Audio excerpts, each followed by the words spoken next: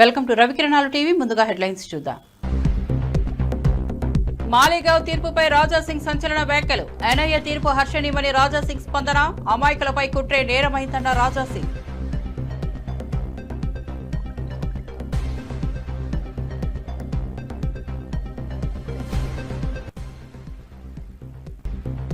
కొడంగల్ లిఫ్టుపై కవిత ఆరోపణలు. 600 కోట్ల అడ్వాన్స్ పై సంచలనం. మట్టెత్తకుండానే కాంట్రాక్టర్కు రూపాయల వర్షం. పారదర్శకత లేక ప్రజాధనం దారి తప్పిందన్న కవిత.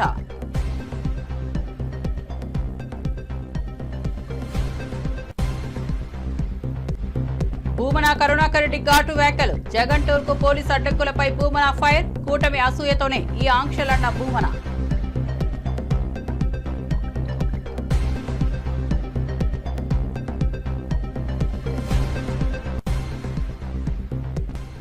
కాంగ్రెస్ విలీనంపై తెరాసను నిలదీసిన అద్దంకి. రాజ్యాంగం ఏం చెప్తుందో చెప్పాలన్న దయాకర్. పదవుల కోసం ఎమ్మెల్యేలను లాక్కున్నారని ఫైర్. ప్రతిపక్ష జీవనంపై కామెంట్లు అనవసరమని వెల్లడి.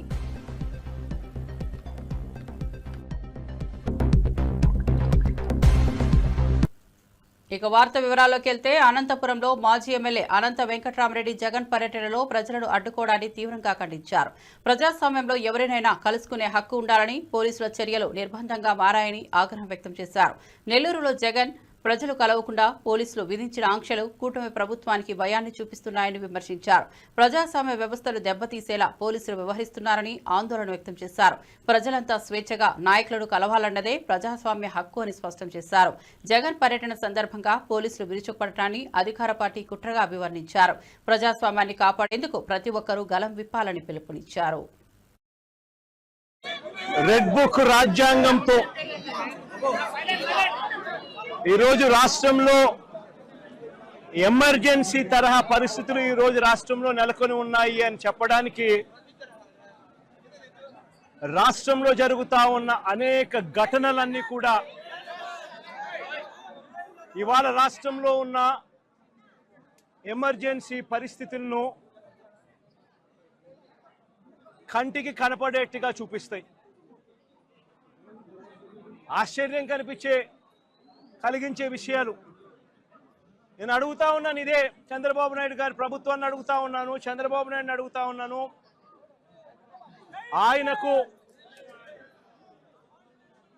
ఆయన అడుగులకు మడుగులెత్తే పోలీసు అధికారులను అడుగుతా ఉన్నాను. ఎందుకయ్యా ఈ ఆంక్షలు పెట్టారు అని అడుగుతా ఉన్నాను. ఎందుకయ్యా ఒక రాజకీయ నాయకుడు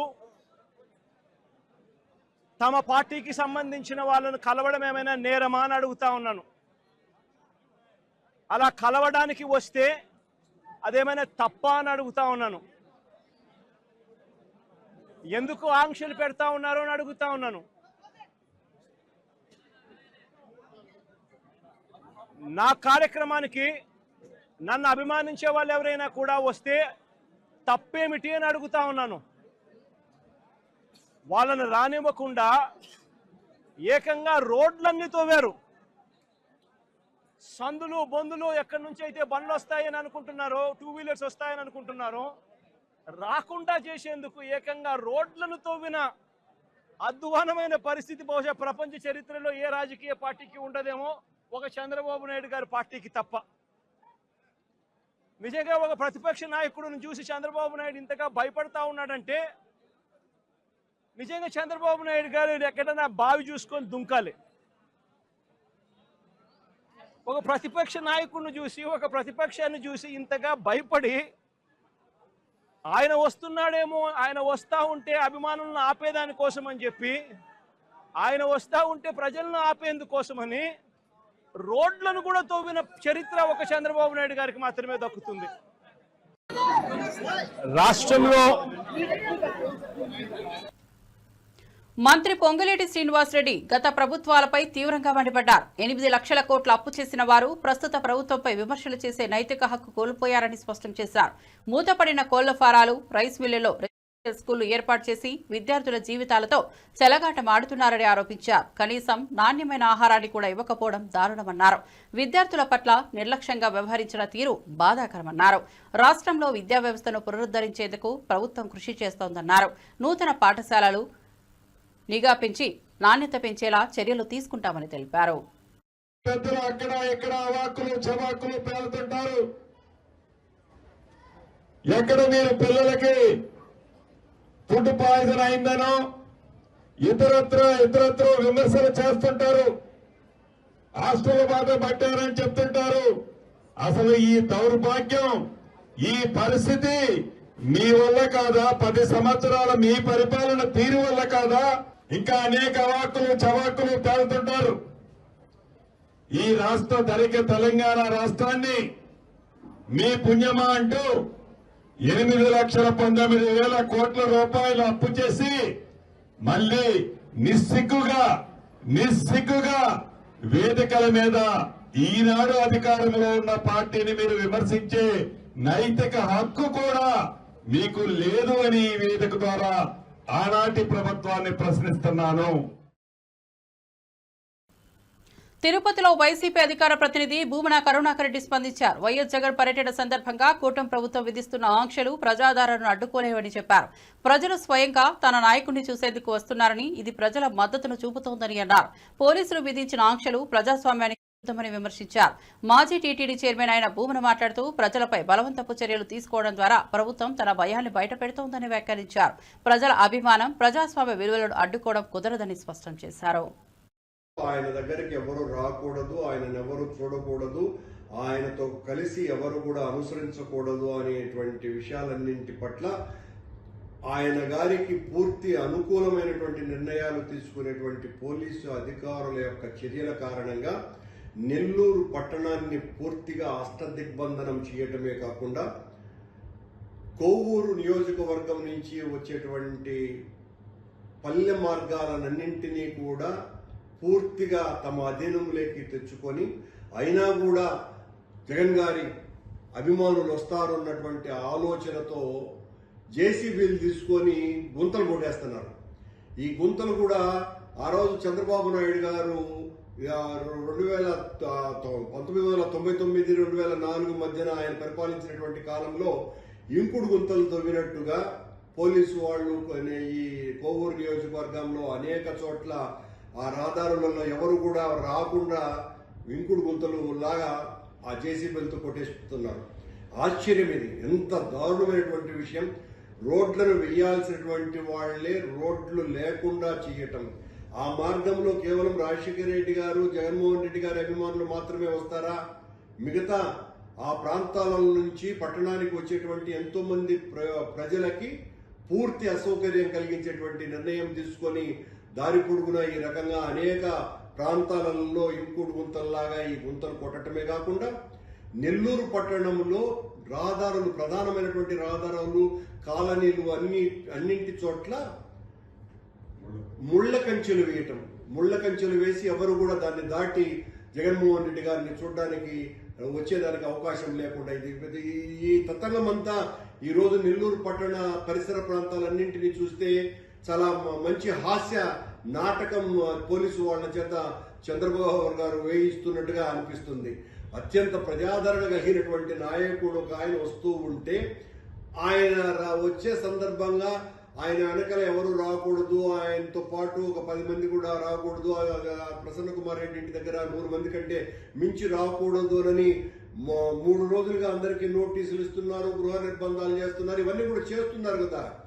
ఇవన్నీ చేసి కూడా ఏడొస్తారో అనేటువంటి ఇంత భయం ప్రభుత్వానికి ఉంటే ఎంత ఆశ్చర్యంగా ఉందో చూడండి. అంటే జగన్మోహన్ రెడ్డి అనేటువంటి వ్యక్తి మీరు ఎన్ని నిర్బంధాలు, ఎన్ని దిగ్బంధనాలు, ఏ రకమైనటువంటి ఒత్తిళ్లు చేసినా అవన్నింటినీ పటాపంచలు చేస్తూ ఆయన్ను అభిమానించేటువంటి జనసందోహం ఉప్పెనలాగా, సునామీలాగా జగన్మోహన్ రెడ్డి గారికి వస్తారు అని ఆచరణలో మొన్న బంగారుపాళ్యం పర్యటనలో నిరూపితమైంది. ఆ రోజున అక్కడ ఒక డిఐజీ, 3 జిల్లాల ఎస్పీలు, 9 మంది ఏఎస్పీలు, 27 మంది డిఎస్పీలు, దాదాపు 2000 మంది పోలీసు సిబ్బంది, వీళ్ళందరూ కూడా దారులన్నింటినీ కూడా అటకాయించి జగన్మోహన్ రెడ్డికి రక్షణ కాదు సుమా, జగన్మోహన్ రెడ్డి పర్యటనలో ఎవరు పాల్గొకూడదని అందరినీ బెదిరించినా కూడా వేలాది మంది తరలి వచ్చినారు. ఈ రోజున నెల్లూరులో గుంతలు కొట్టినా లేదా నెల్లూరులో ముళ్ల కంచెలు వేసినా అందరినీ లాఠీలతో తన్నించినా జగన్మోహన్ రెడ్డి గారి పర్యటన విజయవంతం కాకుండా ఆపటం అన్నది ఎవ్వరి శక్యము కాదు. చంద్రబాబు గారికి నేను ఒక సూచన, ఒకవేళ మీరు జగన్మోహన్ రెడ్డి గారి పర్యటనలో జనాన్ని చూసి భయపడి మీరు ఈ రకంగా చేసే పరిస్థితి ఉండటం బాధాకరమైనప్పటికీ కూడా దానికి ఒక సలహా ఏంటంటే ఇప్పుడు ఆయన ఎక్కడైతే హెలికాప్టర్ తెరాసలో 12 మంది కాంగ్రెస్ ఎమ్మెల్యేలను చేర్చినప్పుడు ఏ రాజ్యాంగం అంగీకరించిందని ప్రశ్నించారు ఎమ్మెల్సీ అద్దంకి దయాకర్. పదవుల ఆశ చూపి కాంగ్రెస్ టీడీపీ ఎమ్మెల్యేలను అప్పట్లో తెరాసలోకి లాగారని గుర్తు చేశారు. అప్పట్లో చట్టాలు మారిపోయాయా అని నిలదీశారు. ఇప్పుడు మాత్రం ప్రతిపక్ష నేత ఫామ్ హౌస్ లో పడుకుంటున్నారని విమర్శించడం విడ్డూరమన్నారు. ప్రతిపక్ష నాయకుడి జీవనశైలి నుంచి చట్టం ఏం చెప్పిందని తాను అడుగుతున్నానని స్పష్టం చేశారు. నైతికత గురించి మాట్లాడే ముందు వాళ్ల గతాన్ని ప్రజలు గుర్తుపెట్టుకోవాలన్నారు. కానీ ఈరోజు మీ నాయకుని ఇన్ఎఫెక్టివ్నెస్ నేసి మీరు ఎందుకు మాట్లాడతలేరు? ఒక ప్రతిపక్ష నాయకుడు ఇంకట్లా వండుకోవచ్చా? మరి కేటీఆర్ నాయకత్వం వాళ్ళకి ఇష్టం లేదేమో, హరీష్ రావు నాయకత్వం ఇష్టం లేదేమో. కేటీఆర్ హరీష్ రావు కొట్లాడుకుంటారు కాబట్టి ఈ పార్టీ భవిష్యత్తులో ఉండదని చెప్పి ఆల్టర్నేటివ్గా ఇలా కాంగ్రెస్ పార్టీని చూసుకోవచ్చు. మరి మీరు డిఫెక్ట్ చేసిన రోజు మీరు ఇంతమంది ఎమ్మెల్యేలు సెకండ్ టైం అయితే సిఎల్పిని మర్జీ చేసుకునేటప్పుడు ఒక్కళ్ళు ఇట్లా ఒక 5-6 వచ్చిన దానికి చూసి ఒకరికి మంత్రి పదవి ఆఫర్ ఇచ్చి మిగతా వాళ్ళందరినీ తీసుకొని 12 మంది అయినాక డిఫెక్ట్ చేసుకున్నారు. మరి ఇదే రాజ్యాంగం చెప్పింది, ఇదే అసెంబ్లీ కదా ఆ రోజు ఉన్నది, ఇదే చట్టాలు కదా ఆ రోజు ఉన్నది, ఇవే రాజ్యాంగం కదా ఆ రోజు ఉన్నది. మరి మీకో న్యాయం మాకో న్యాయం ఎట్లయితుంది? కాబట్టి ఇది ఒక తెలివి తక్కువతనంతో వాళ్ళు చేస్తున్న స్టేట్మెంట్స్. ఇంకా సుప్రీంకోర్టు తీర్పును అర్థం చేసుకోవడం కూడా అర్థం చేసుకునే శక్తి ఉన్న నాయకులు ఉండరా లేదా అనేది ఒక చర్చ అయితే, ఒక ఆయన ఎవరైనా అర్థం చేసుకుంటే ఆయన చేసిన తప్పులే ఇవన్నీ. టీడీపీ నేత బుద్దా వెంకన్న జగన్మోహన్ రెడ్డిపై తీవ్ర వ్యాఖ్యలు చేశారు. అసెంబ్లీలో సీటు సంఖ్య 11, లిక్కర్ స్కామ్ లో దొరికిన డబ్బు కూడా 11 కోట్లు కావడం లక్ష్యంగా చూపించారు. కల్తీ మద్యంతో మరణించిన వారి సమాచారం తెలుసుకోవడానికి యాప్ అవసరమయ్యే పరిస్థితి వచ్చిందని చెప్పారు. ప్రభుత్వ హయాంలో జరిగిన లిక్కర్ స్కామ్లపై ప్రజలకు పూర్తి సమాచారం లభించాలన్నారు. ప్రజల ఆరోగ్యాన్ని పక్కన పెట్టి లాభం కోసం మద్యం విక్రయించిన విధానాన్ని తీవ్రంగా ఖండించారు. జగన్ పాలనలో జనం ఎదుర్కొన్న విపత్తులపై చర్చ జరగాలని డిమాండ్ చేశారు. 2019 నుంచి 2024 వరకు ముఖ్యమంత్రిగా ఉన్నటువంటి టైంలో కల్తీ మద్యం మీద ఎంతమంది చనిపోయారు, ఎన్ని తాలిబొట్టులు తెగిపోయినాయి, వీటన్నిటి మీద నువ్వు తెలుసుకోవడానికి యాప్ అవసరం. నువ్వు నడిపినటువంటి కల్తీ మద్యంలో దాదాపు 30,000 మంది చనిపోయారు. ఆ వివరాలతో సహా ప్రజలు నీకు చెప్పడానికి రెడీగా ఉన్నారు. దానికి యాప్ అవసరం. మద్యం స్కామ్లో పందికొక్కుల్లాగా దోచుకున్నారే మీరు, మీ వెనకతలు ఉన్నటువంటి వ్యక్తులు, ఇది కసిరెడ్డి ఇలాంటి వ్యక్తులు ఉన్నారు కదా, అయితే తెలుసుకోవడానికి యాప్ అవసరం. అలాగే రాష్ట్ర వ్యాప్తంగా ల్యాండ్ టైటిలింగ్ పెట్టి ప్రజల ఆస్తుల్ని, ప్రజల పొలాలని, ప్రజల ప్లాట్లని దోచుకున్నారు కదా, దానికి తెలుసుకోవడానికి నిజంగా ఈ యాప్ అవసరం. జగన్మోహన్ రెడ్డి లక్కీ నెంబర్ ఇక్కడి నుంచి 11. ఎలాగంటే ఆయనకి ప్రజలు 151 సీట్లు ఇస్తే ఇవన్నీ ఈ దుర్మార్గాలన్నీ చేసి మధ్యలో 5 తీసి 11 ఇచ్చారు.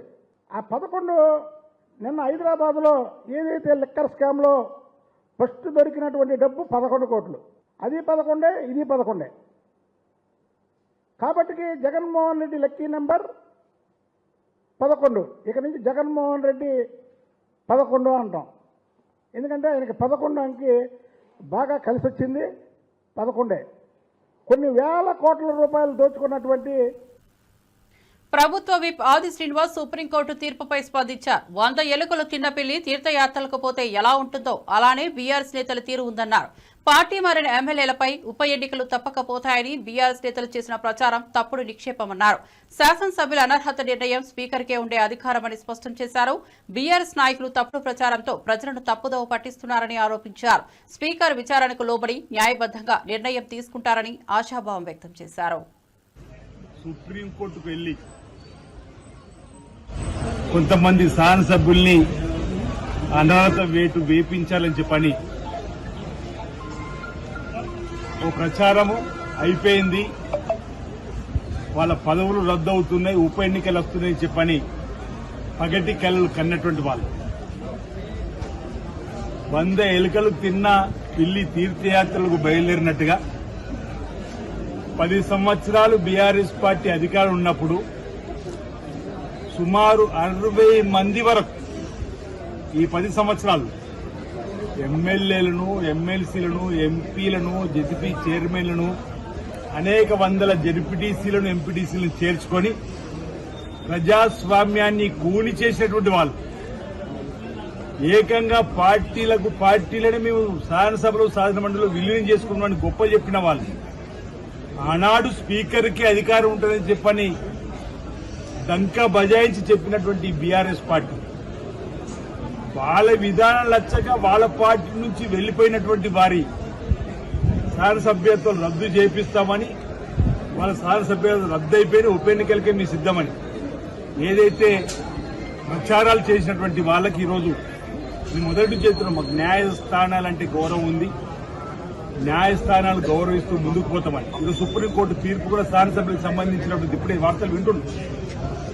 3 మాసాల్లో స్పీకర్ గారు ఈ అంశాన్ని తేల్చండి అని చెప్పని తీర్పు వచ్చినట్టుగా, వాళ్ళేమో ఈ శాసనసభ్యత్వాలు రద్దు చేయమని మేము వెళ్ళినా రద్దు అవుతుందని చెప్పని దుష్ప్రచారం చేశారు.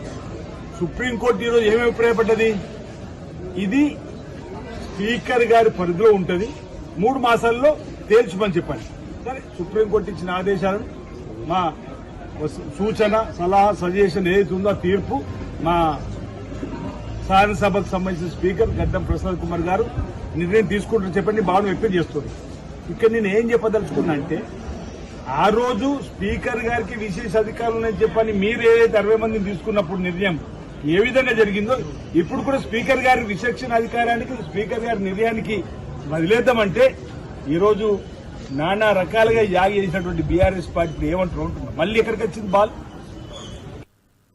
2008 మాలేగావ్ పేలుళ్ల కేసులో 7 నిందితులను నిర్దోషులుగా ప్రకటించిన నేపథ్యంలో రాజా సింగ్ స్పందించారు. కోర్టు తీర్పును హర్షంగా స్వాగతిస్తున్నామని తెలిపారు. కాంగ్రెస్ పార్టీ ఓటు బ్యాంకు రాజకీయాల కోసం నిర్దోషులైన వారిపై తప్పుడు కేసులు నమోదు చేసిందని ఆరోపించారు. దేశ భద్రతను, హిందుత్వాన్ని బలహీనపరిచే కుట్రలుగా కాంగ్రెస్ వ్యవహరించిందని విమర్శలు గుప్పించారు. ఈ తీర్పుతో న్యాయ వ్యవస్థ పట్ల ప్రజల్లో నమ్మకం పెరిగిందని పేర్కొన్నారు. దేశ భద్రత విషయమై రాజకీయ లబ్ధి కోసం వ్యవహరించడం బాధాకరమన్నారు. భవిష్యత్తులో ఇలాంటి పొరపాట్లు జరగకుండా చర్యలు తీసుకోవాలని ప్రభుత్వాన్ని కోరారు. मलने का काम किया था, साधु संतों को बदनाम करने का कार्य किया था, भगवा आतंकवाद का नाम दिया था। 17 साल हो गए। कई वर्षों तक साध्वी प्रज्ञा सिंह ठाकुर जी, कर्नल पुरोहित जी समेत 7 लोग जेल काटे, वो लोग जेल में उनको डाल दिया गया। अनेकों प्रकार का उनको टॉर्चर किया गया।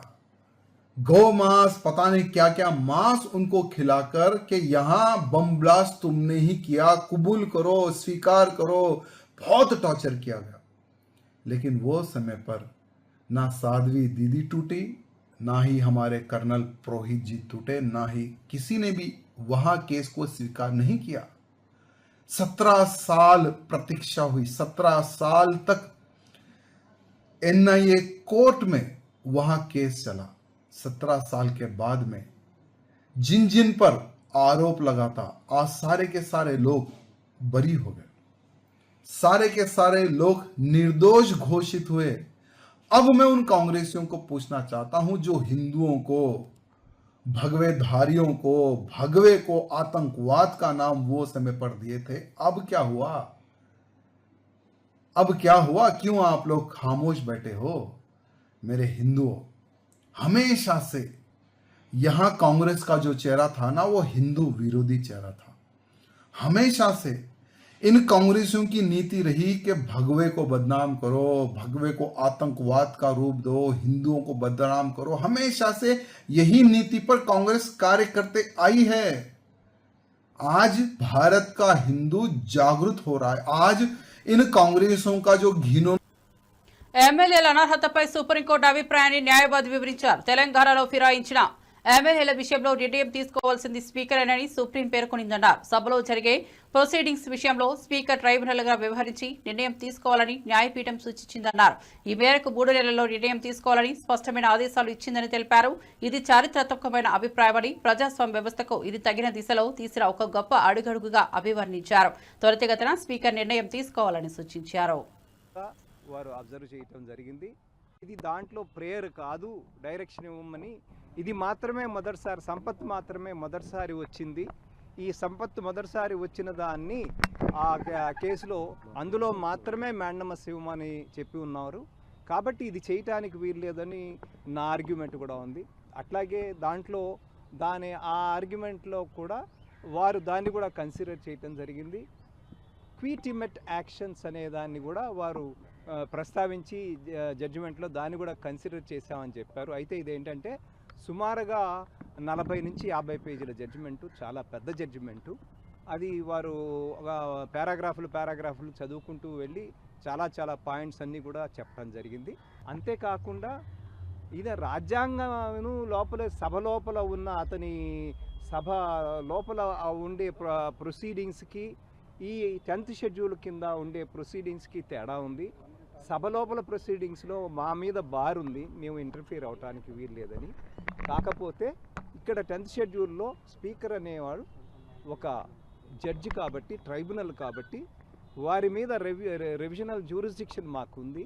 కాబట్టి ఆ జ్యూరిస్డిక్షన్ మేము చేస్తూ దాన్ని తీసుకుంటూ మేమేం చెప్పదలుచుకున్నామంటే, స్పీకర్ అనేవారు ఇమ్మీడియట్గా ఏదైనా కానీ సుమారుగా ఒక 3 నెలల్లో, అంటే వారు ఏమన్నారంటే expeditiously not beyond 3 months, in any event not beyond 3 months అని రాయడం జరిగింది. వైసీపీ మాజీ మంత్రి అనిల్ కుమార్ యాదవ్ మాట్లాడుతూ జగన్మోహన్ రెడ్డిని స్వాగతించేందుకు వచ్చిన కార్యకర్తలను బారికేడ్లు పెట్టి అడ్డుకోవడం దేశ చరిత్రలోనే లేనిదని అన్నారు. ప్రజల స్వేచ్ఛను హరిస్తూ ప్రభుత్వం చేస్తున్న చర్యలను తీవ్రంగా ఖండించారు. ప్రజాస్వామ్యంలో ప్రజలు తమ నాయకులను కలవాలంటే ఈ స్థాయిలో అడ్డంకులు రావడం తగదన్నారు. ప్రభుత్వానికి జగన్ పట్ల భయం పెరిగిందని అన్నారు. ప్రజాదరణకు భయపడే ప్రభుత్వమే ఇలాంటి చర్యలు తీసుకుంటుందని విమర్శించారు. ప్రజలు వీటిని అంగీకరించారని, ప్రజాస్వామ్య హక్కులను రక్షించేందుకు పోరాడాలని పిలుపునిచ్చారు. ఒక మాజీ శాసనసభ్యుడు, మంత్రి ఇంటి మీదుగా దాడి చేశామని ఆ 2 ఇద్దరు నాయకుల్ని పరామర్శించడానికి ఉన్నాం.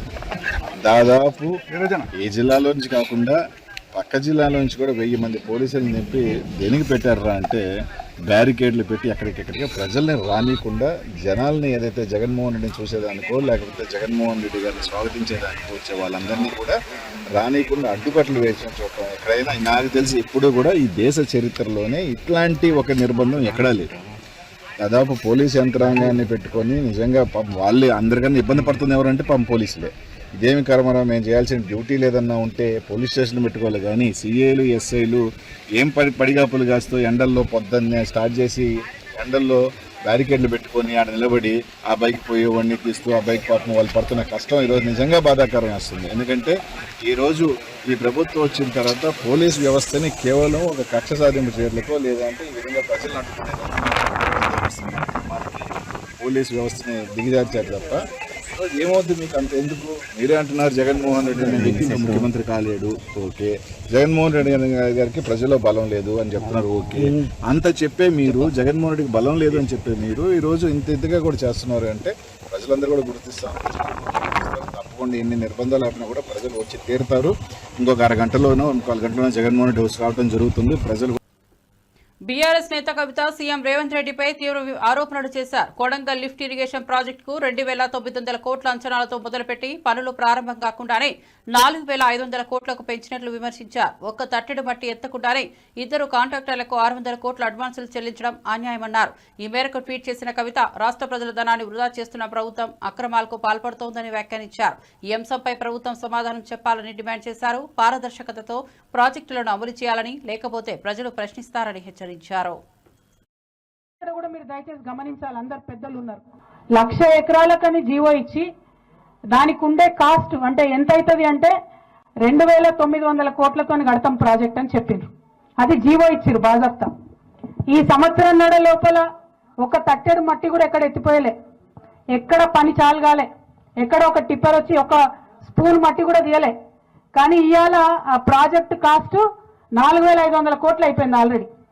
ఎట్లా పెరుగుతుంది ప్రాజెక్ట్ కాస్ట్? 1,500 కోట్లు. ఎందుకోసం పెరిగింది? ఎవరి కోసం పెరిగింది? ఆ 1,500 కోట్లకి మరి మన కానుకూర్తోళ్లకు ఎకరానికి 40 లక్షలు ఇస్తారా? అటువంటి ఆలోచన లేదు. ఆ పెరిగినటువంటి 1,500 కోట్లు పెద్దవాళ్ళ జేబులలో పోతున్నాయి తప్పితే మనకిచ్చే ఆలోచన ముఖ్యమంత్రికి లేదు. ఎందుకు ఈ మాట చెప్తా ఉన్నా అంటే, ఈ ప్రాజెక్ట్ ఏదైతే కట్టినరో, ఈ పెంచిన 1,500 కోట్లు ఏదైతే ఉన్నదో, ఇద్దరు గుత్తదారులకు ఇచ్చింది ఈ ప్రాజెక్టు, ఇద్దరు కాంట్రాక్టర్లకు. వాళ్ళిద్దరికి చెంచా మట్టి తీయకున్నా, తట్టెడు మట్టి ఎత్తకున్నా 600 కోట్ల రూపాయలు ముందే అడ్వాన్స్ ఇచ్చేసిరు వాళ్ళకు. అడ్వాన్స్ ఇచ్చి సంవత్సరంన్నర అవుతుంది, పని మాత్రం చాలు చేయలేదు. మరి నేను అడిగేది ఒకటే, ఆ పెద్దవాళ్ళ మీద ప్రేమ ఎందుకు? బీఆర్ఎస్ పార్టీ జనరల్ సెక్రటరీ సోమ భరత్ కుమార్ మాట్లాడుతూ సుప్రీంకోర్టు తీర్పు చారిత్రాత్మకమన్నారు. స్పీకర్ నిర్ణయం 3 నెలల్లో తీసుకోకపోతే కంటెంప్ట్ ఆఫ్ కోర్టు కింద వస్తుందని స్పష్టం చేయడం అత్యంత కీలకమన్నారు. ఆపరేషన్ సక్సెస్ పేషెంట్ డెడ్ అనే పదాన్ని వాడిన సుప్రీం తీర్పు ప్రజాస్వామ్యాన్ని బలోపేతం చేస్తోందన్నారు. ఫిరాయింపుల చట్టాన్ని తీసుకొచ్చిన రాజీవ్ గాంధీకి సిగ్గుగా కాంగ్రెస్ పార్టీ వ్యవహరిస్తోందన్నారు. కాంగ్రెస్ అమలు చేయకపోవడంతో 8 రాష్ట్రాల్లో ప్రభుత్వాలను కోల్పోయిందని గుర్తు చేశారు.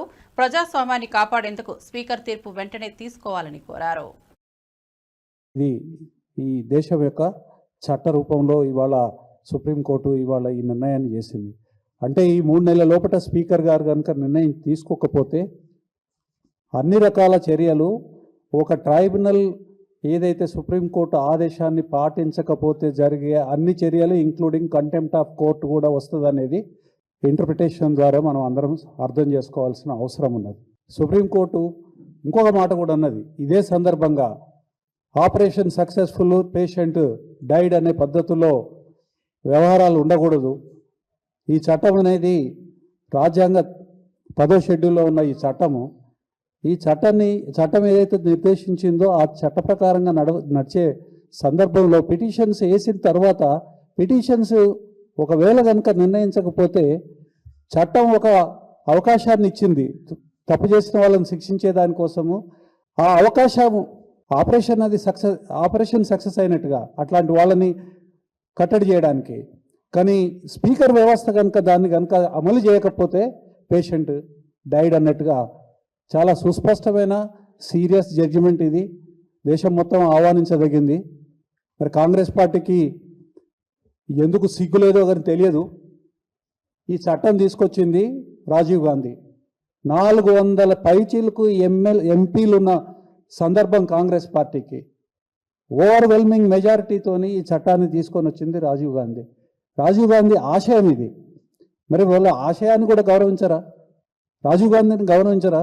ఈ చట్టాన్ని, వాళ్ళు చేసిన చట్టాన్ని వాళ్ళు గౌరవించరా? ఇవాళ చట్టాన్ని తర్వాత ఇంకా సిగ్గులేని పని ఏంటంటే, ఈ చట్టాన్ని అమలు చేయకపోవడం మూలంగా గత 10 సంవత్సరాలలో పార్టీ ఫిరాయించిన 10 మంది ఎమ్మెల్యేల అనర్హత పిటిషన్ ఏడాదిన్నరగా పెండింగ్ లో ఉండగా సుప్రీంకోర్టు 3 నెలల్లో నిర్ణయం తీసుకోవాలని ఆదేశించడం చారిత్రాత్మకమని బీఆర్ఎస్ అభిప్రాయపడింది. అసెంబ్లీలో ఉప ఎన్నికలు ఎలా వస్తాయని సుప్రీంపై విమర్శలు చేసిన రేవంత్ కు ఇది చెంపపెట్టు లాంటిదని పేర్కొంది. రాచరికపు విధానంతో వ్యవహరించిన రేవంత్ రెడ్డికి ప్రజాస్వామ్యం గుణపాఠం చెప్పిందన్నారు. ఫిరాయించిన ఎమ్మెల్యేలు నైతిక బాధ్యతతో రాజీనామా చేయాలని డిమాండ్ చేశారు. ఎంపీలు ఎమ్మెల్యేలు పార్టీ మారిన వెంటనే సభ్యత్వాన్ని కోల్పోయేలా చట్టం తీసుకురావాలని మేనిఫెస్టోలో చెప్పిన విధంగా కాంగ్రెస్ వెంటనే చొరవ చూపాలని డిమాండ్ చేశారు. తక్షణం ఈ 10 మంది ఎమ్మెల్యేలని రాజీనామాలు చేపించి మరి ఎన్నికలకు వస్తే ఈ యొక్క శాసన వ్యవస్థ, ఒక డెమోక్రటిక్ సిస్టంలో మన పార్లమెంటరీ ఒక వ్యవస్థ గౌరవాన్ని కాపాడిన వాళ్ళం అవుతామని చెప్పి ఈ సందర్భంగా నేను ముఖ్యమంత్రి గారికి సూచిస్తా ఉన్నాను. ఒకానొక సందర్భంలో ముఖ్యమంత్రి గారు అసెంబ్లీలో 10 మంది ఎమ్మెల్యేలు పార్టీ ఫిరాయించినారు, బీఆర్ఎస్ పార్టీలో గెలిచి కాంగ్రెస్కి వచ్చినారు, ఉప ఎన్నికలు ఎలా వస్తాయి అధ్యక్ష అని చెప్పి అసెంబ్లీలో ప్రశ్నించినాడు. ఈరోజు ముఖ్యమంత్రి గారికి సుప్రీంకోర్టు చెంపపెట్టు లాంటి సమాధానం ఇస్తూ ఉప ఎన్నికలు ఎలా వస్తాయో సమాధానం వారి తీర్పు ద్వారా లభించింది ఈరోజు ముఖ్యమంత్రి గారికి అని చెప్పి సందర్భంగా మనవి చేస్తా ఉన్నాను. న్యాయ వ్యవస్థను కూడా శాసించే విధంగా ముఖ్యమంత్రి గారు మాట్లాడిన తీరుని సమాజం అంతా కూడా సభ్య సమాజం అంతా కూడా చూసిన సంగతి గుర్తు చేస్తా ఉన్నాం. వారి యొక్క ఆ రోజు ఉపన్యాసం చూసి ఆశ్చర్యపోయినారు. కోర్టులో కేసు ఉండంగా అనర్హత పిటిషన్లో పోయి పెండింగ్ ఉండంగా వారిని ఇలా ఎలక్షన్స్ వస్తాయని వారి కోర్టు మరిన్ని అప్డేట్స్ కోసం చూస్తూనే ఉండండి రవికిరణాలు టీవీ.